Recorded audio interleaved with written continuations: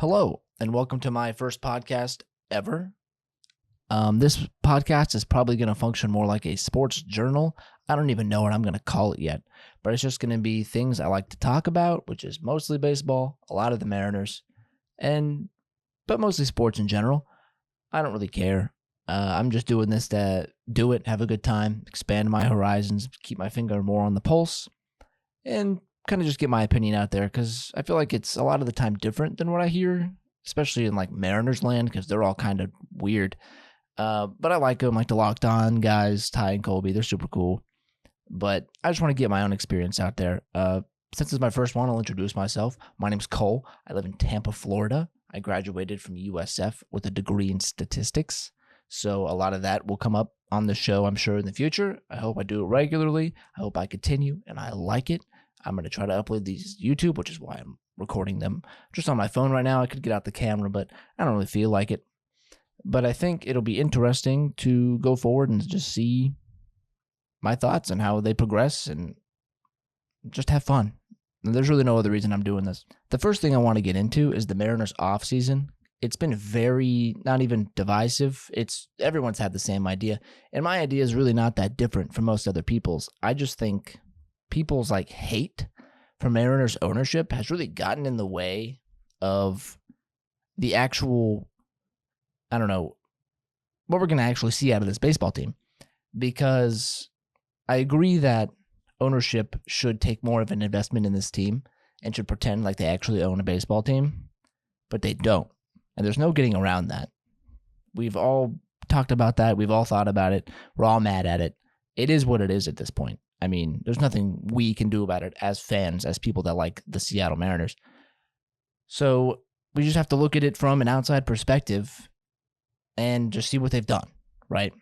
So I think the true side of the offseason kind of boils down to the fact that they did not trade any pitching. Now, I know a lot of things happened with the Red Sox talking about Castillo and maybe trading Castillo to the Red Sox for Tristan Casas, which never developed because the Mariners really don't like Casas. You know, all the weird conflicting reports that happened. I am so glad that they did not trade pitching. This whole offseason, I would understand if they did. I understand that we need to improve on the offensive side of the ball. I watched last year. I watched every game. It was rough, right there in the middle. It was horrible. But you can't strengthen one part of your team by getting weaker at another part because you're just going to leave off as a flat, nothing gained. But at the same time, I think it's different specifically for the Mariners in trading pitching for hitting. I think for the Mariners specifically, it would have to be hitting for hitting, like the Caballero-Rayleigh trade that worked out really well last year. It's got to be more like that because you have to do what your ballpark allows you to do, right? And the Mariners, one thing we know they can do, in spite of money restraints, in spite of anything, is they can throw the dang ball. Whoever toes that mound is going to be throwing it well at a very high level. Castillo, I don't even have to name all the starters. That's a fruitless endeavor. They find relievers out of absolutely nowhere that not always work out. There's some stinkers, but even ones that don't look like they would be productive end up being productive for the Mariners. They all have ups and downs like they do, but pretty much every person that toes the mound is going to be good because that's what the ballpark allows you to do. You have to play to that strength. You're not going to outslug people at T-Mobile Park. That's a ridiculous notion. You're just not going to do it. Now, have we in the past? Sure. Can Nelson Cruz outslug other teams? Absolutely, but it's Nelson Cruz. His power is going to play anywhere. It doesn't matter at all where he plays. But you can't look at this team and think you're going to trade an elite starting pitcher for someone that's going to make your lineup better and just hope it works because the Mariners acquiring hitters in the past just has not really worked. A lot of the times it worked out last year, but pretty much every offseason move that they've made has been terrible. I mean, Caballero for Rayleigh was really good, but the Garver signing was bad. They traded back for Mitch Haniger. He was not very good. But the in-season ones worked out really well, which is really weird. But you don't get better, especially the Mariners, by getting rid of pitchers.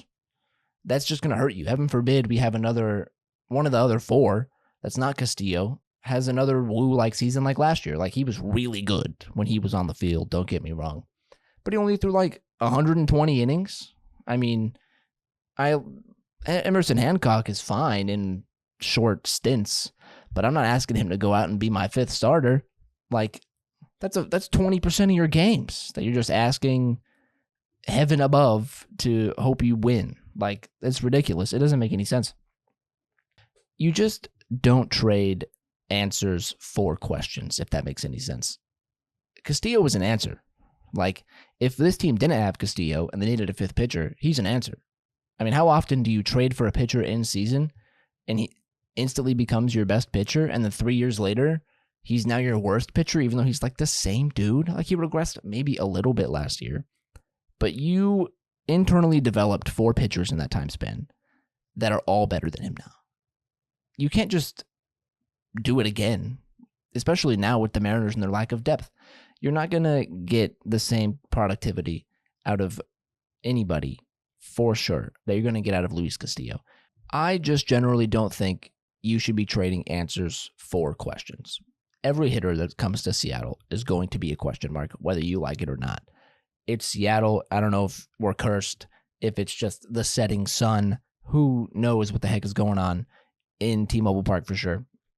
But any hitter that comes to Seattle, you don't know what he's going to be. But any pitcher that comes to Seattle, we've seen over the last few years, with a high degree of surety, you know what's going to happen. I can maybe tell you right now, within like half a run, what Luis Castillo's ERA is going to be. Probably around how many strikeouts he's going to have, pending health. Because, I mean, you always assume health, right? So I think the fact that they didn't trade a pitcher is really beneficial to the team. I think trading for a hitter really would have caused a problem in lack of depth in starting pitching. I think next offseason it's going to get a lot more interesting because we have other people coming up that could make the starting rotation. We have, some of the kids that are getting older, closer to free agency, especially like Castillo if they don't want to extend him. It's going to be a lot more interesting, I think, next offseason. But I think this specific offseason, it was absolutely crucial to leave him here, to leave all the starting pitchers here, because you know what you're going to get. You have to play to your strengths at all times. I think trading Castillo could have turned into like another Max Unger for Jimmy Graham kind of trade. And for every Seahawk fan, you know how bad the offensive line has been ever since that day. It's the worst day in Seahawks history, in my opinion. Now, it's impossible to talk about the Mariners offseason without talking about the inherent ownership problem that the Seattle Mariners have, that a lot of baseball teams have, actually, because not everyone is Steve Cohen and going to go get Juan Soto for $700 million. I get that. No one expects every team to be in the bid for every large free agent. That's just not reality. It's not a place we're going to live. It's never going to be the case. But you can ask your team to go after the big free agents that will specifically help your team the most. I understand that the Mariners didn't have the firepower to go get Shohei Ohtani over the Dodgers. I get it. And, that's not their fault. It's not their fault he went to the Angels. It's not their fault that they offered him $1 gajillion and deferred 98% of it. It's not the Mariners' fault. I don't blame John Stanton for not getting Shohei Ohtani. Could they spend $700 million? Probably. I mean, Shohei Ohtani is definitely worth that investment, and I think he would make you that kind of money. But that's neither here nor there. He's a very special case. I'm talking about the Alex Bregmans and the Pete Alonsos of the world that would instantly make your team way better that you just refuse to get. And I do not at all exempt Mariners ownership from not getting them. It's ridiculous that they don't even try. They weren't even speculated to be in on Pete Alonso at any point. It's a little ridiculous. It's very ridiculous. Who am I kidding? But that's really not the main issue I have because, a lot of baseball teams are like that. The worst part is that I think with the Mariners, and I'm sure a lot of the worst part, I think, is with the Mariners, and I'm sure a lot of other teams, much like the Mariners, with ownership issues, to say the least, is there's passionate people and talent at like every level. But I'm going to specifically talk about the Mariners because there's a very deep farm system, a very solid core, incredible pitching, and yet you just do nothing. Like, the people that want to win the championship should be John Stanton. You should do it for you. You bought a bunch of kids that go out and play a game. It is not that serious. I understand it is a business, and you need to make money because you are a businessman. that is the purpose of buying a team, is to invest in that team. But you can't stagnate the team on purpose and then expect to get better. You can't just tell Jerry, hey, assemble the Avengers out of nothing, out of a bunch of college kids, and make me money. That is not fair. It's not fair to Jerry DiPoto. It's not fair to the players. It's not fair to anybody, because that is actually impossible. What Jerry and the staff that he has hired, the talent scouts and the developers and the pitching developers and everyone in the minors, have done an incredible job in making this team with no help from the ownership. They have made an elite rotation. They have traded for Castillo and then built from scratch, scouted, drafted, developed, brought up to the majors, like the second best rotation in baseball behind the Dodgers probably, and they didn't spend $1 bajillion to do it. It's so insane what they have managed to do. They found Julio Rodriguez, their staple center fielder who's going to be on the team for forever, one of the best catchers in baseball. Like, it's just so insane to me that with the limited options, what Jerry has done, right? I'm not going to praise him. I'm not a Jerry truther, but what they've managed to do with zero help from John Stanton and the ownership group is astounding. And it's ridiculous that John Stanton refuses to recognize that this is a game. No kid, like when I played baseball for a decade growing up, until I was in 8th grade, I think, and I never once went out there and wanted to be a professional ball player to make money for some guy I don't know. Like, no kid grows up wanting to just make some CEO money, whether that's in baseball, whether that's just in life. It does not matter. But these kids grow up doing the thing that they love the most. They played baseball. I loved playing baseball. Every kid that picks up a bat hopes one day they're going to be hitting a home run in the World Series. Everybody does it. You're not drafting them and developing them to be this great team and then just not help them. Like, it's not fair to these players that are on the Seattle Mariners to just sit there and let them do everything. You have to help them. I understand that even the players have to get the money that they feel like they deserve in this market, in the current baseball market, right? You can't look at Pete Alonso and be like, hey, because you love playing baseball so much, you want to just come play first for the Seattle Mariners and I'll pay you $100,000 a year and give you a lifetime supply of Hillshire Farms deli meat. It doesn't work like that.